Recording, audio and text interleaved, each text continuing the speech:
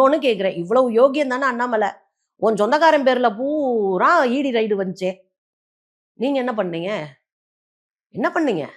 இவ்வளவு ஆக்ரோஷம் அங்க காட்ட வேண்டியதானே? அப்போ இது பியூரா அரசியல் உள்நோக்கம் கொண்டது. அதுல வந்து அவமானப்படுத்துறது. நான் கேட்கிறேன், மார்ச்சுவரியில பூரா பிரைம் மினிஸ்டருடைய போட்டோ ஒட்டுவோம்.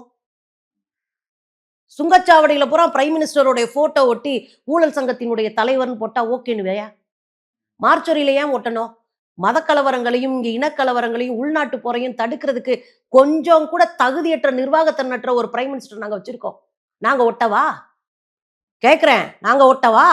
அப்ப நீங்க என்ன அராஜகம் பண்ணிட்டு உட்கார்ந்துருக்கிறீங்க? நான் இன்னொன்னு கேட்கிறேங்க, நீங்க குடிய ஒழிக்கிறதுக்கு பாடுபடுறீங்களா? 2 கேள்வி கேட்கவா? பக்கத்துல தானே இருக்கு உங்க ஆட்சி.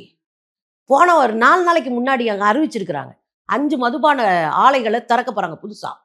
அக்கா போய் பயங்கரமா கதற விட்டாங்கல்ல தமிழிசைக்கா. அவங்க ஆளுநரா இருக்கும்போது 60 வகையான பீரை அறிமுகப்படுத்தினாங்க. கூச்சமா இல்ல? டெட்ரோ பாரு யார் காலத்துல திறந்தது? அக்கா திறந்து வச்சாங்க. டெட்ரோ பாரு சனி ஞாயிறு, வெள்ளி சனி ஞாயிறு 3 நாளைக்கு மட்டும். நீங்க ஒரு வீட்டுல 3000 ரூபா ஒரு நாளைக்கு பணம் கட்டினா நீங்க வீட்டிலேயே வச்சு வித்துக்கலாம். யாரு கொண்டு வந்தது? நீங்க தானே கொண்டு வந்தீங்க. உங்க காலகட்டத்துல தானே போதை மருந்து பொருள் அதிகமா தமிழ்நாட்டுக்கு உங்க ஏரியால இருந்து கடந்துச்சு. அது பாண்டிச்சேரியில. அதத்தான் கேக்குறீங்க. பாண்டிச்சேரியில பாஜக தானே ஆட்சியில இருக்கு இப்போ. பாஜக கூட்டணி பேருதான் ரங்கசாமி. அவர் வீட்டுல உட்காந்து விஜய் படம் பார்த்துக்கிருக்காரு. நீங்க போய் எக்ஸ்தலத்துல தேடி பாருங்க. விஜய் படத்தை பாக்குறாரு, விஜய் பேச்சை கேட்டு அவரு குதூகலமா இருக்காரு. ஏதோ எழுதி கொடுத்ததை கூட்டு வந்து இங்க வாசி விட்டுருக்காங்க. அப்படியே தமிழ்நாட்டோட எஸ்டிமேட்டை காப்பி அடிச்சு. அப்ப ரொம்ப சிம்பிள். பக்கத்துல இருக்கிற நீ புதுசு புதுசா மதுபானங்களை ஓபன் பண்ற.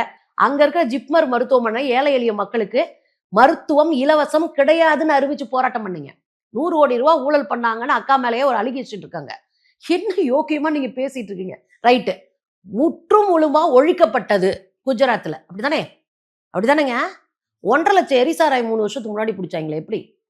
சாராய் இருக்கக்கூடாது இல்லைங்க அங்க. உங்க அந்த குஜராத் மாடல் வேற லெவல் மாடல்.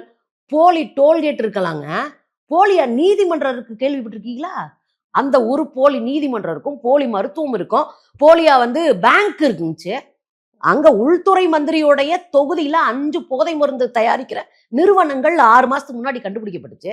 நீங்க நேர்மையானவங்களா போராடுறீங்கன்னு நம்புறதுக்கு ஏதாவது ஒரு எவிடன்ஸ் கொடுங்களேன். அப்புறம் போராட்டம் போலியானதுன்றீங்க. போராட்டம் போலியானது, இவர்கள் அரசியலே போலியானது, மக்கள் விரோத அரசு. போராட்டத்துல இருந்த ஒரு பெண்ணே மயங்கி விழுந்தாங்களே.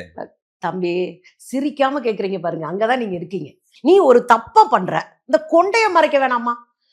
பாடிச்சோட கொண்டையோடய சிக்கி சீரழிறதே உங்க பொழப்பா போச்சு. எங்களுக்கு அடிச்சு கை வலிக்குதுங்க.